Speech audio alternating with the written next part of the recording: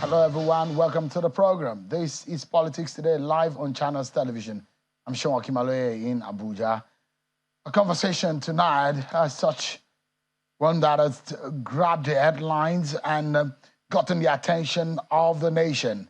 What is happening in Rivers State and some of the reactions coming from the presidential candidate of the PDP and former Vice President Atiku Abubakar. Tonight we'll be dissecting these issues, giving you all the angles, all the areas that you need to know as far as what is said, what has been said, what is going on, the impact on our politics and all our laws tonight. So stick around with me, everyone, because we will dissect all of these issues for you to understand and make a very informed decision as a citizen. Before we get started, because I'm going to give you all the perspective, all the soundbites that are important in the major stories of today.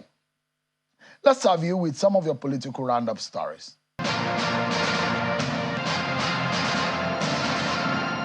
President Bola Tinubu says he has confidence in the integrity of his chief of staff, Femi Gbajabiamila.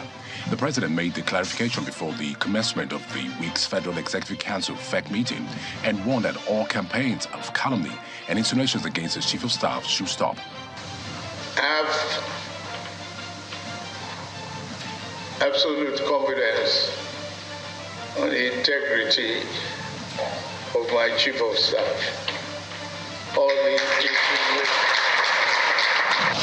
General of Police IGP Kayode Egbetokun says that all is set for the smooth takeoff of the Special Intervention Squad 6 in 10 Pilot State.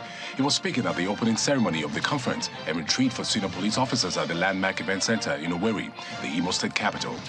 Today, according to the IGP, the establishment of the squad, a standby team of specially trained officers to rapidly intervene in major incidents, is a priority in its administration's efforts to confront the menace of violent crimes in the country.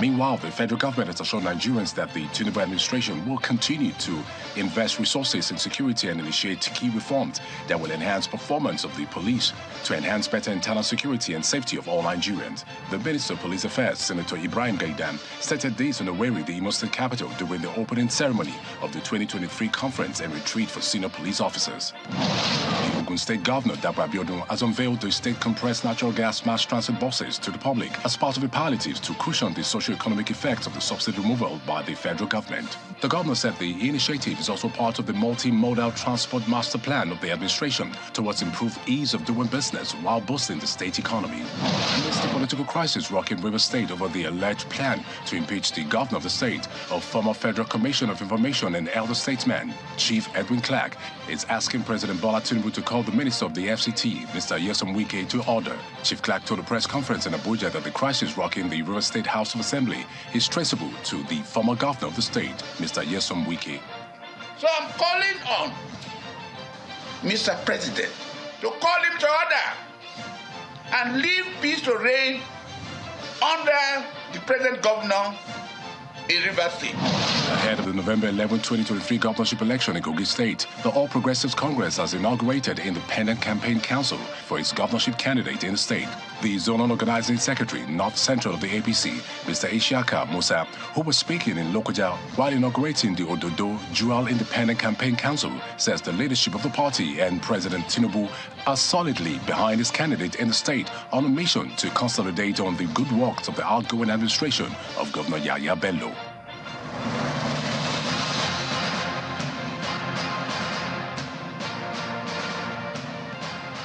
Indeed, everyone, and there you have it. You've been served with your political roundup stories. Tonight, we dissect what Atiku Abubakar has said. We will allow you to listen to a summary of what he said. But before we get into all of that, because I have one of those the founders of the People's Democratic Party and one of the Board of Trustees member that knows so much about the PDP and what is going on, to talk to us about what is going on in the PDP. Of course, we'll be getting reactions on from the APC on what Atiku Abubakar said. They said, look, accept defeat as a statesman. We'll be getting some of the reactions tonight. Just stick around with me, everyone. Let's go to Rivers State. It seems to be a lot of activity, a beehive of activities since yesterday. Let's begin in this manner. And I'll try to break it down for you, giving you all of the events and some of the visuals and the pictures of the events. Let's begin from last night, Sunday. It came as a rude shock to everyone when the news filtered in that the House of Assembly, the complex which housed the hallowed chamber, was on fire.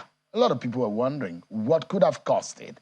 And there's some of the pictures that emerged from that incident where some portions of part of the House of Assembly in Rivers State caught fire.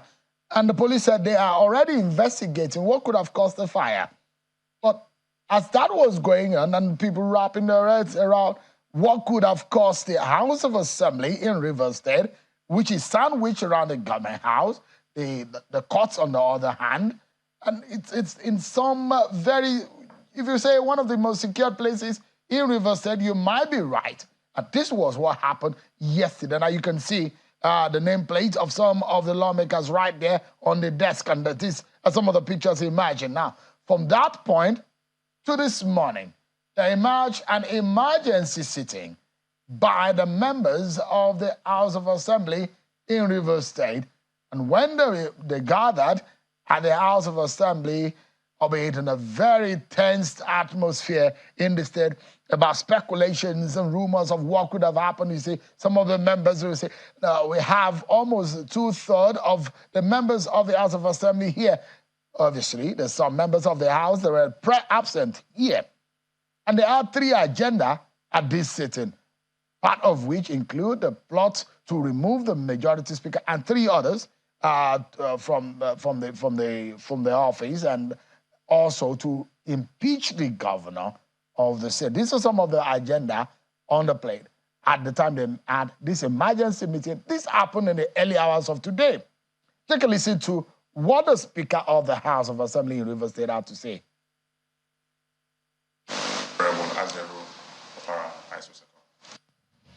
This is really sad that at this point in time, when democracies all over the world are doing all that is necessary to engender peaceful coexistence of people in various nations, at a time when other states are making progress, trying to make life better for people of their states, sadly here, we see a situation where the legislature is being attacked and not allowed to perform. We cannot really understand why our own chambers will be burnt down because somebody does not want this arm of government to survive or to function. This is sad. This is a sad day for Rivers State, and we know that security agencies will certainly do what is necessary to arrest all those who brought this bad news to Rivers State. All right. So that was part of what happened. And as that was going on, there was a disruption of the sitting because there were motions that were moved there, which include the preparations of an impeachment notice on Governor Siminayi Fubara, the governor of Rivers State. And as that was going on, also, they moved the motion to remove the majority leader of the House of Assembly in Rivers State, and that news filtered in.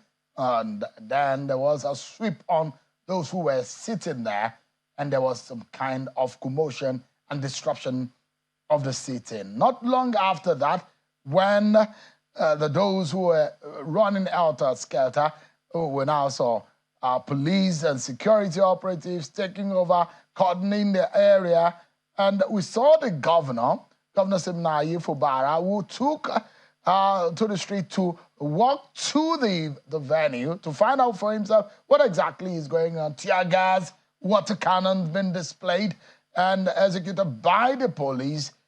You know, let me allow you to see for yourself and see what is happening. There were chants and protests also, agitated citizens of Rivers State. The governor dams the consequences from his vehicle and walked by foot to the complex where he inspects what is left of the Assembly chambers. From what I've seen, tear gas canisters and gunshots are released to push back the governor's convoy.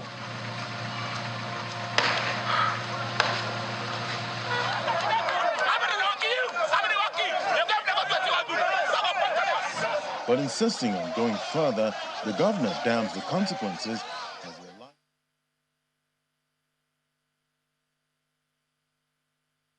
And you can see the governor who is in the midst of his supporters and those who are around him. And the governor, of course, said that, well, at some point, everybody will die, but he doesn't really know what is done to deserve the impeachment. Take a listen to him.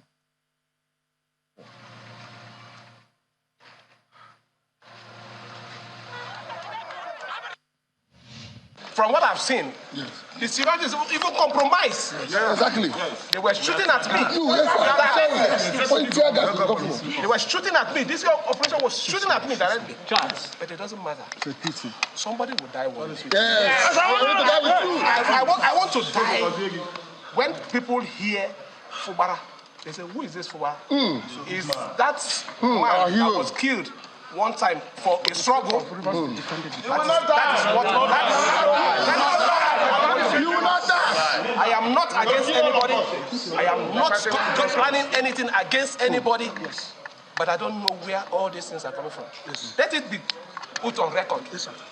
Whoever masterminded this thing is trying to shift. I heard some people gathered here to do whatever. That is purely rubbish. Purely rubbish. You cannot sit when there is a problem and you say you're doing anything. What are you doing? I'm the chief security officer. I'm the head of the government. The first person that should come, declare the place, and create an alternative place for assembly to sit. So whatever action that is taken here is none. So for our good people of River State, I know you're prayerful. You've been praying for me. God will say us to the end. Emotional, insisting that he will fight for a just cause. But then as that was going on, they left the scene, and at some point, it seems to be some series of meetings. And after that meeting, what we saw was another dramatic event happening in the course of the affairs of the state. Now, there comes an announcement. There is a new speaker. There is a remover of the chief judge of the state. And this came from the man that was suspended by some members of the House. The leader, don't forget, he was suspended earlier this morning, but later in the afternoon, he's emerged as a new speaker of the House of Assembly, this time around by members of the Assembly believed to be loyal to the governor of Rivers State, Siminayi Fubara. Now, it looks to how those political analysts in Rivers State are describing things. They're saying now there are former Governor Wike allies in the House, and there is a sitting Governor Fubara ally. These are how they're describing things on the ground in Rivers State. But take a listen to the new speaker, the former leader of the House of Assembly in Rivers State. With mutual respect to the judiciary and the executive arm of government. Everything due my colleagues, as honorable members, constitutionally will be given to them. And the honorable members that have been suspended, as has been published, which people have seen, will also be given fair hearing. The committee on information will publish their names, and the House has urged the House Committee on Petitions to give them fair hearing. Colleagues, the House has also adjourned Sinidai because the PASAN Parliamentary Session has served us a notice of indefinite strike from Abuja. So we can't sit again. Therefore, those that have any sitting after now will not hold water because they have given us an official notice, which is received. And also, you have been told the people that have been suspended. So you have to work with that. Anybody, I tell people, the court is there. If you have any grievances, you can always approach the court. So a lot of things have happened today. There are a lot of people that have lost their jobs. More people will be losing their jobs, possibly from what we see. Some people are getting new jobs. We understand that the governor has made some decisions to remove some people from the government house.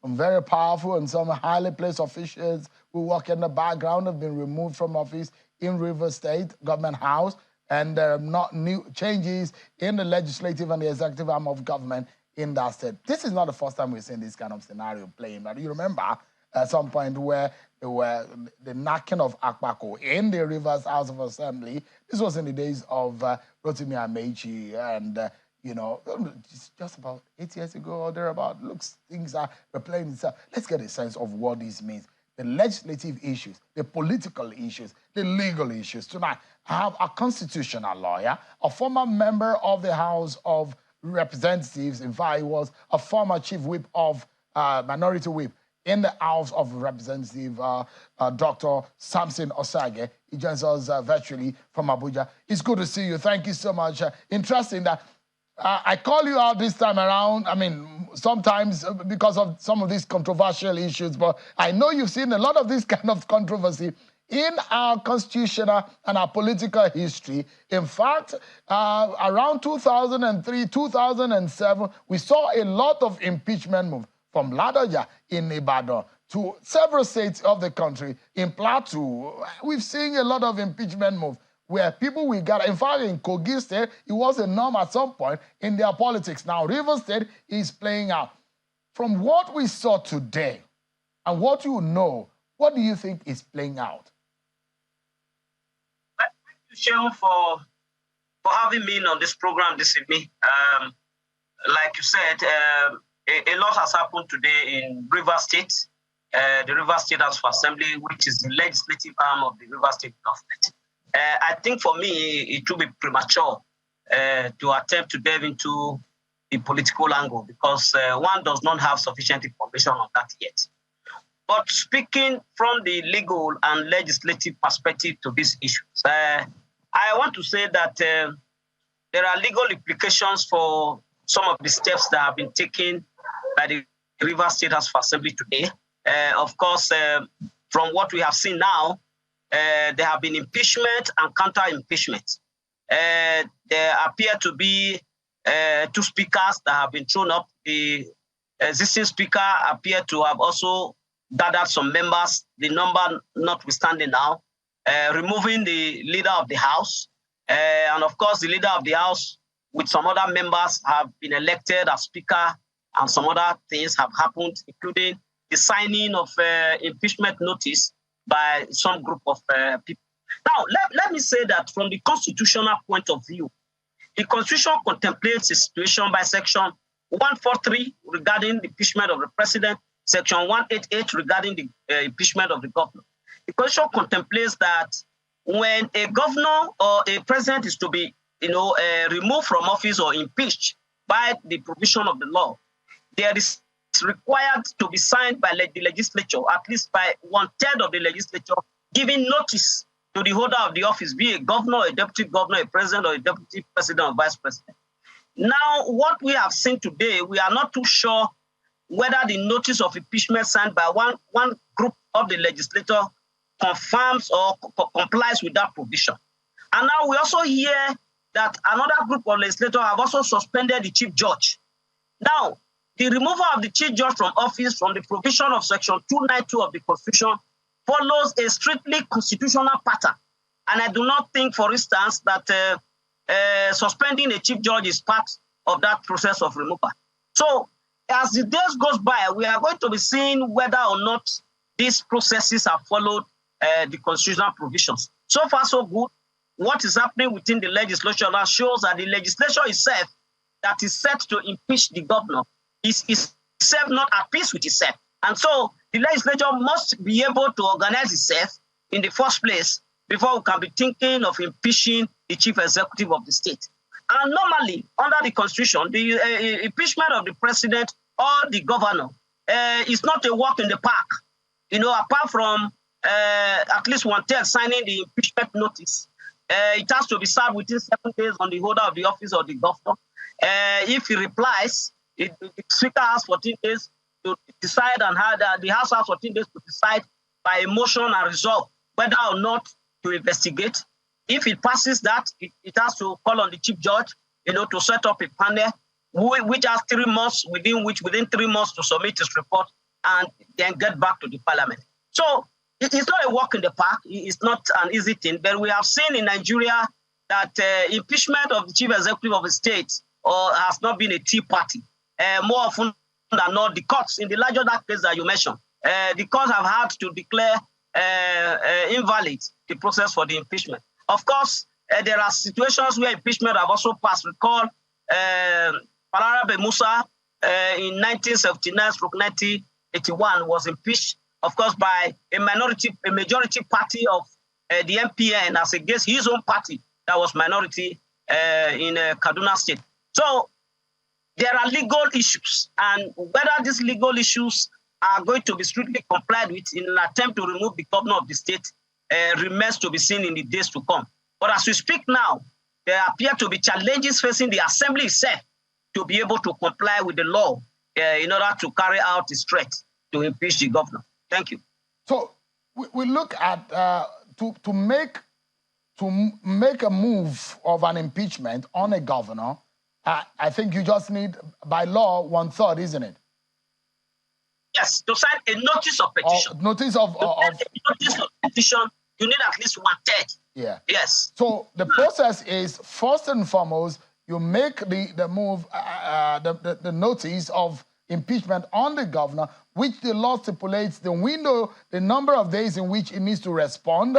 Then the chief judge, he responds. Then whatever response that he gives allows the House to be able to respond also and pass it across to the chief judge, who then will set up a committee which has also stipulated time, just as we saw in Yobe State a few years ago, and they will then now investigate. If it's found wanting, then impeachment process will now be executed. But in all of what we have seen, 26 members, we understand, sat out of 32 members in the House, and we do not know how many people elected the new speaker.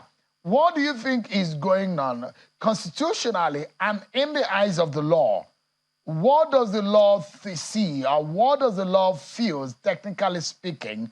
Has that impeachment notice been served and executed as it looks because of the number of people that sat in that chamber today? Those numbers are still uncertain. And from what we read, snippets from the social media, we are told that some members attempted to see it, and of course they signed an impeachment notice, which the law, according to the Constitution, you must serve that notice in 7 days.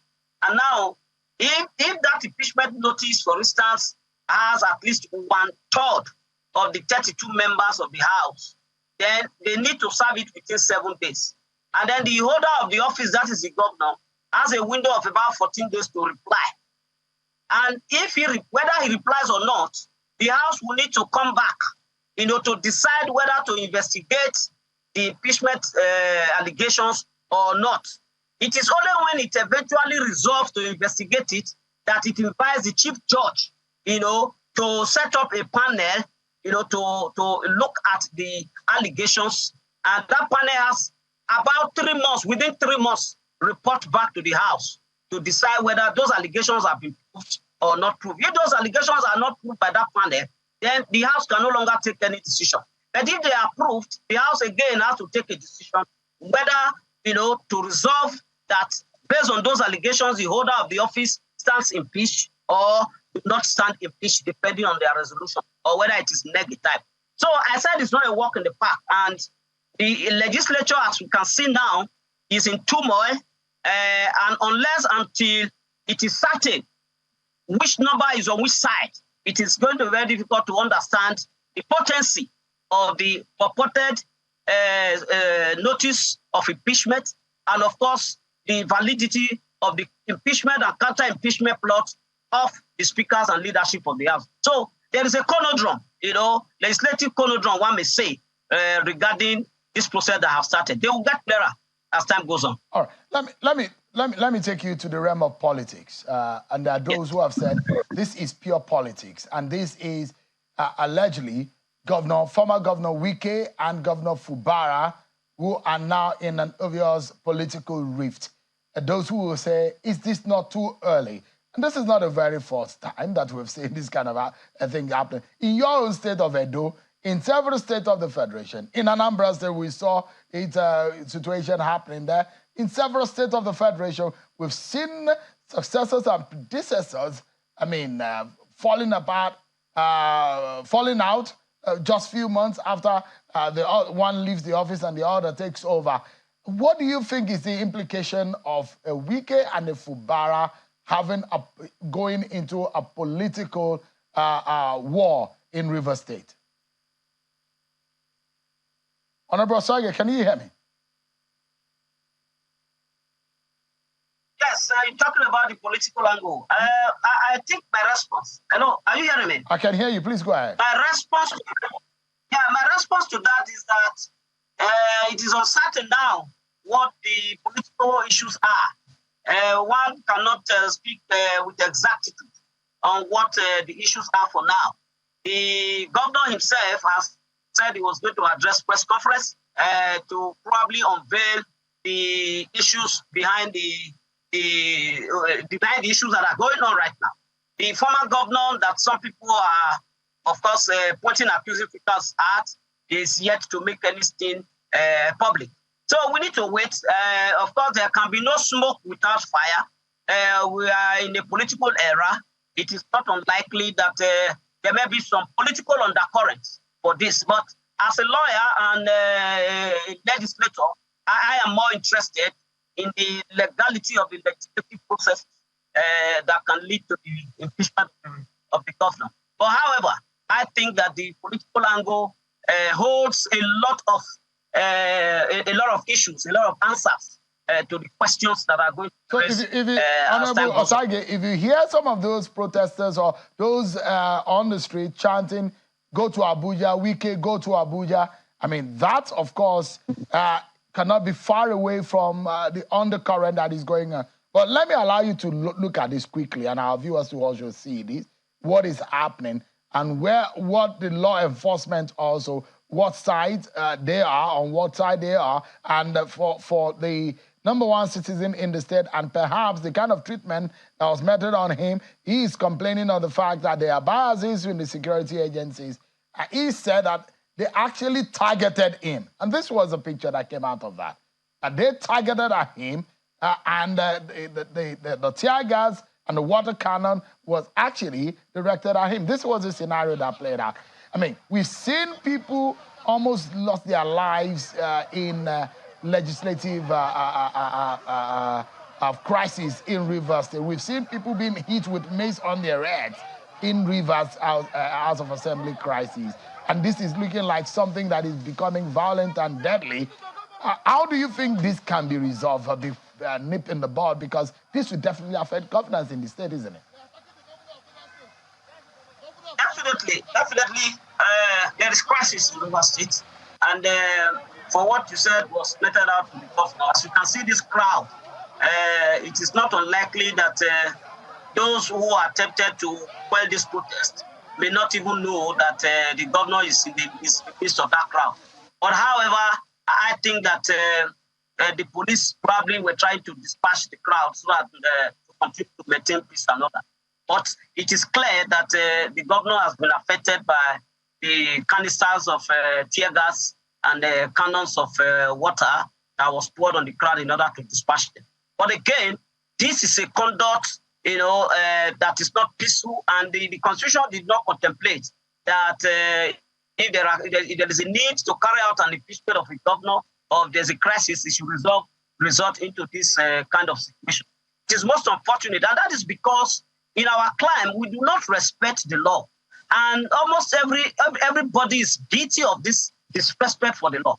And imagine if it was possible for each arms of government to do their job the way they are supposed to do it without interference. These things will go on almost behind closed doors without anybody having to march on the street or people having to start demonstrating. And then they follow the law. So it is in an attempt not to follow the law that we begin to see crowd and mob, attempting to take laws into their hand. But all told, like I said, we must watch out and see whether or not these processes will follow the necessary legal framework that the Constitution demands. But I must advise that there must be a ceasefire to this act of barbarism that is going on in Rivers State, so that the people can have a sense of peaceful coexistence, and then governance will not be hot at the end of the day. Yet again, we're seeing Rivers State becoming a huge and intense tough for political warfare. And when this happens, we've seen this happen in the past. Police locked in the middle of all of this. I remember. I don't know if anyone can remember the commissioner of police, Umba, at that time when Rotimi Amechi was in office, and all of those that played that. It was a real impact on governance in that. But that's how we leave it tonight, and hoping that. We understand a lot of development will be happening tonight and tomorrow morning. We're seeing that, hoping that this ceasefire will also happen quickly. Thank you so much, Dr. Samson Osage, a legal practitioner and a former minority whip in the House of Representatives. Thank you for sharing your legislative, political, and legal knowledge with us tonight. Thank you so much indeed. Thank you so much for having me.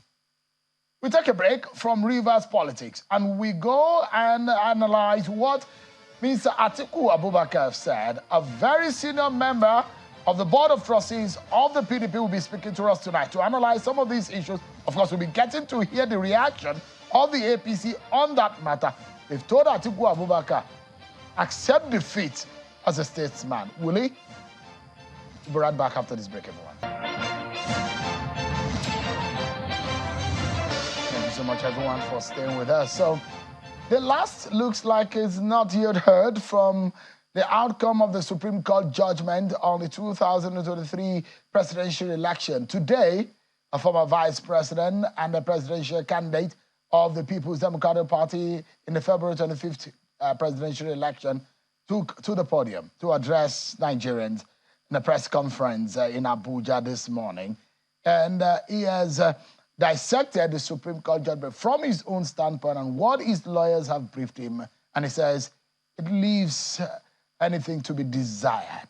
And he's giving a lot of suggestions on the way forward for the constitutional development of this country, and of course, our electoral process. I'll allow you to listen to a portion of that statement. Then my guest tonight will be dissecting these issues for us. Take a listen to Atiku Abubakar earlier today. At the current historic moment, the easier option for me would have been to fall off and retreat after the mandate banditry perpetrated by the APC and INEC. But I went to the Nigerian courts to seek redress. I even went to an American court to help with unraveling what our state institutions charged with such responsibilities were unwilling or unable to do, including unraveling the qualifying academic records of the person sworn in as our president, and by implication, hopefully, who he really is. I offered that evidence, procured with the assistance of the American court to our Supreme Court, to help it do justice in this case. I give this background to underscore that what we are currently dealing with is bigger than one or two presidential elections, and is certainly bigger than Atiku Abubakar. As for me and my party, this phase of work is done. However, I'm not going to go away. If you think I'm going to go away, forget about it. I will continue to work for the kind of political and economic restructuring that the country needs to reach its true potential. We can urgently make constitutional amendments, and I'm happy members of the National Assembly are here, that will prevent any court or tribunal from hiding behind technicalities and legal sophistry to affirm electoral haste and undermine the will of the people. All right, you heard it. And today, the APC has been reacting to this. They said, look, Atiku is a bad loser, and he should just accept defeat And I'll show you some part of the statement released by the APC officially today. But let's get into these. I'm being joined tonight by one of the founding members of the PDP and a member of the Board of Trustees of the People's Democratic Party, Chief Olabode George. He joins us live from Lagos in Ikoyi area. Thank you so much, Chief George, for joining us. It's good to see you. On a day as this, a lot of people will think maybe Mr. Atiku Abubakar will be moving on. But from his statement today, how do you react or how do you summarize in your own perspective what Mr. Atiku Abubakar said at that press conference? Sheon, thank you for having me. And I must tell you that I am glad he has stated in clear terms the observations made by a lot of us. He summarized them. And I was very, very disappointed in the outcome of the judgment. One, the issue of the status of Abuja was completely thrown overboard. In the laws of our electoral process, it is stated if you have to be declared a winner, you must have the majority votes and 2/3 of 25%, 2/3 of the states of Nigeria must have 25% of the votes in 2/3 of the federation. And we have 36 states. And that means 24. And Abuja. Abuja is not a state. And for them to now regard Abuja as if it's a state is a misnomer. So Atiku's observations, as far as I'm concerned, were genuine and honest. And I remember before the elections, I pleaded that the definition of democracy is government of the people, for the people, by the people. Please, Supreme Court, don't turn it into the government by the judiciary, for the judiciary, and by the judiciary. That's what happened. 7 justices declared Bola Tinubu as the winner. So what have you done with the participation of the people? Democracy is about the people. For them to sit and say, yes, you are right, you are wrong, it's a misnomer. Chief George, I'm not a lawyer, but yeah, I have my logical sense. Yeah, so if I may jump... I accepted... Yeah, if I may jump yes. in, yeah. There are those who will say, yes. Bode George has never wanted Bola Tinubu anyways. You are being almost an eternal opposition to Bola Tinubu. You have also said that you will flee the country should Bola Tinubu win an election, that you never saw him becoming Nigeria's president. And those who hear you tonight will say, we are not surprised. Those who will say, you have consistently said you do not want a Bola Tinubu as president. Perhaps the reason why you are in support of Atiku's statement, or why you're saying what you're saying tonight. No, that's a misinformation. That is not, when you are on the political field and you have your opposition, there were reasons why I said I would never work with him and support him. Because all these issues you think they have been swept under the carpet? No. What Atiku repeated today, I am happy he repeated them. He had been a supporter of Bola Tinubu from 1999. Now, haven't seen what we have seen. And everybody is saying, let's accept it, let's go, let's do this, let's do that. To me, if you do anything that is not right, you can't sweep it perpetually under the carpet. They have the 7 justices now decided this is the man who has won. Everybody is telling us, let's roll on. Yeah, there's nothing anybody can do now. That was the end of the electoral process. My point is that what I am happy he enumerated and stated in clear terms his observations and suggestions, which we had said that the constitution we are running in this country is very, very defective. It is nothing like, it is like a military book of law that only one person will be deciding all the things for Nigeria. No, even in America, the president of America has his limitations. What about the states? What about the states? The governors are even equally more powerful on the resources within their state. Reduce the powers at the center and devolve powers to the state. That I had a quarrel with Bola Tinubu, it's not personal. We disagreed on many fundamentals, political fundamentals, and those things are still there. Yes, they had sent emissary to me that, look, let's tone down, and I accepted it. If old elder people came and I said and told you that, please, surulere, in other words, calm down. That's why it's our country.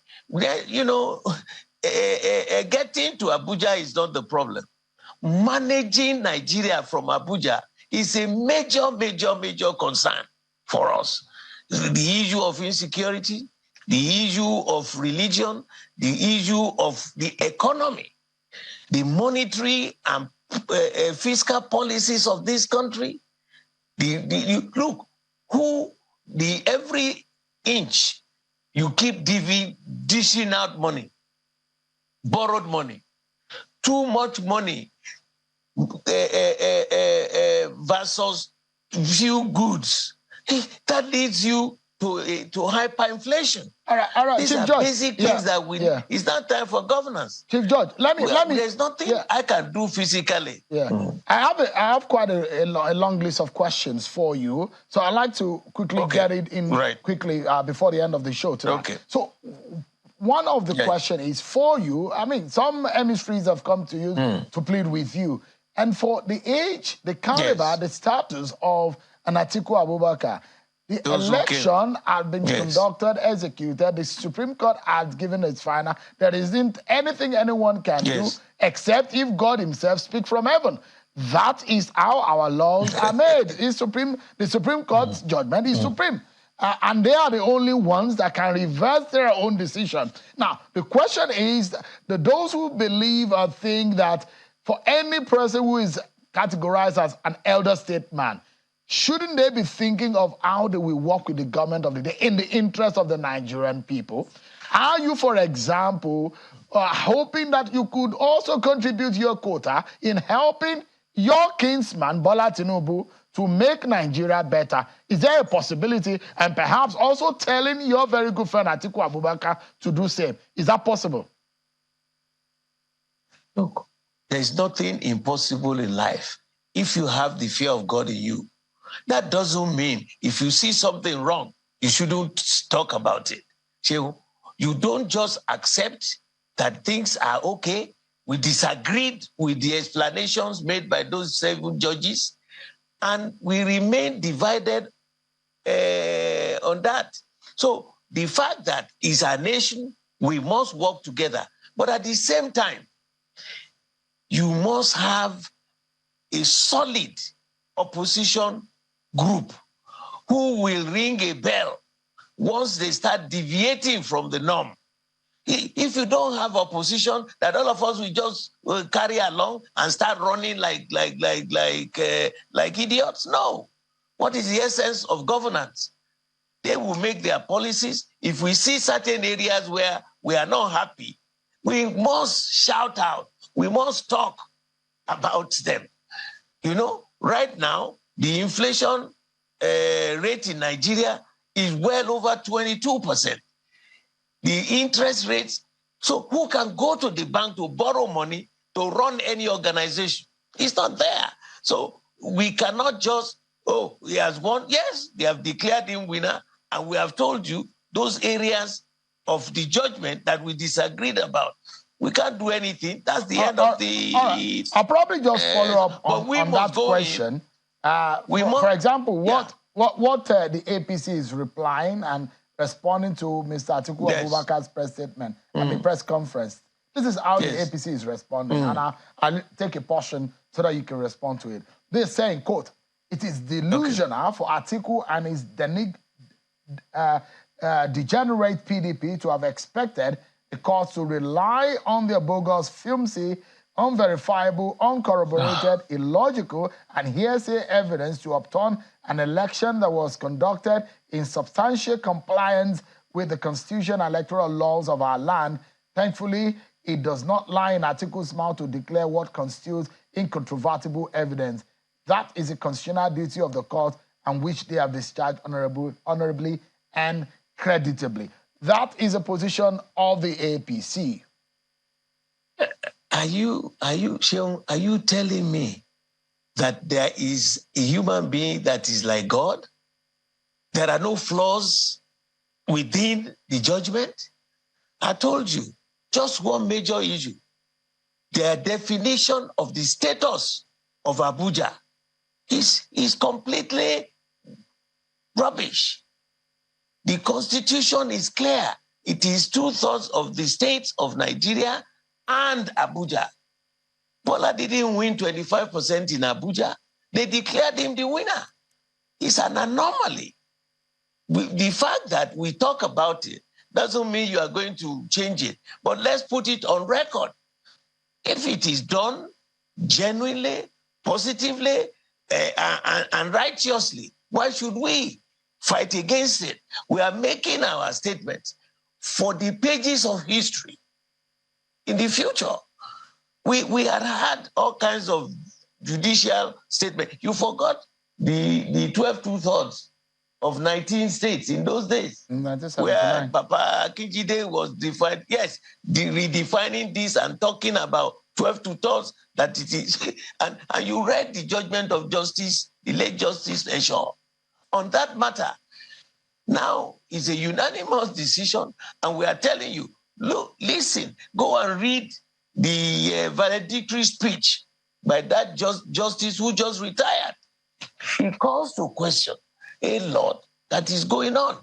And my own belief is that we should tarry. The fact that the judge now said, oh, the Supreme Court has declared him the winner, doesn't mean they are right. We are seeing the flaws in it. There's no perfect system anywhere. We are in the opposition. Yes, we will go back within our party and make sure that we will do a serious post-mortem analysis where we went wrong. How did we get to this level? We must examine it and come out much stronger. That's the essence of being in opposition. Yeah, there is this question I'd like to ask you, and it does look like it excited a few leaders and members of the PDP who are in the room where Mr. Atiku Abubakar was talking. He said, "I am not going anywhere." Yes. So that could mean several things.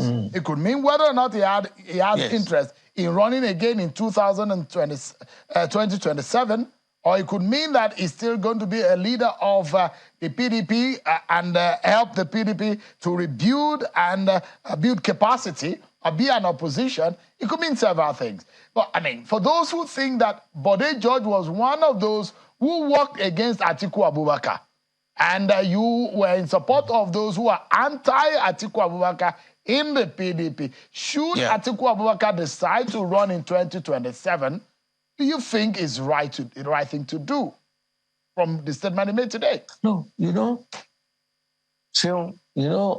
look at his life.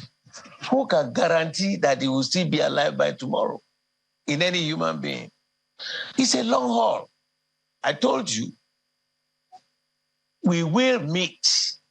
We will do an in-depth analysis, post-mortem analysis of this game. And the party haven't done that. The party must come to a decision on where we were not able to do well. Why did we find ourselves like this? There were issues that divided us. And I warned at that time that a divided house will be a defeated house. Now we've learned that lesson. We will go back. Atiku had made his statement. The members of the working committee must come to NEC. I have suggested that there must be a committee set up, a high-powered committee that will go through each state so that we will know where we went wrong. Why did we lose A, or why did we win B? And those are things that must be taken. If not, then we are just messing ourselves up big time.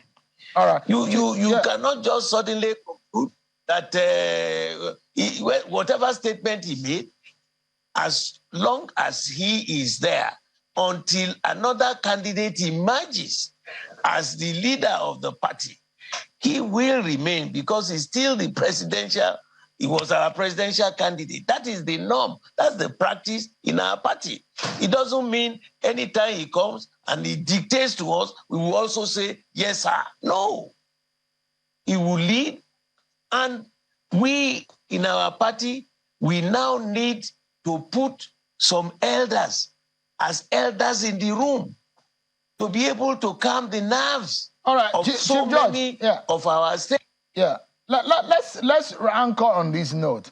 Nyesom Wike is your very good friend and your ally, and you'll see what is happening in Rivers State today. I'd like you to anchor on that note to give us your view on what is going on. If you have to speak, someone like Chief Edwin Clark had told President Tinubu to warn him about the situation in Rivers State. You are close to former Governor Nyesom Wike. What will you be telling him tonight about what is going on in his state? You know what I will tell all sides? Like I said just now, I said we need elders in the room who will call everybody to order. What is happening in Rivers is despicable. It is heart-wrenching. I'm very, very, very unhappy because Rivers is almost a one-party state. And for such things to be happening at this particular time bothers me. And the party must immediately get involved. The elections are over. The tribunal electoral process is also over. Now, let's come and rebuild the party. All those broken areas must be patched up so that we can remain the indivisible, indefeatable, undefeatable party for the future. I am very, very sad when I heard in your first segment what is going on in Rivers State. All sides should calm down. Let the elders get involved and be able to resolve this crisis. You know, any organization, yes, you will have differences. All right. We can disagree without being disagreeable. I am very disappointed about what I'm seeing on the television happening into our state.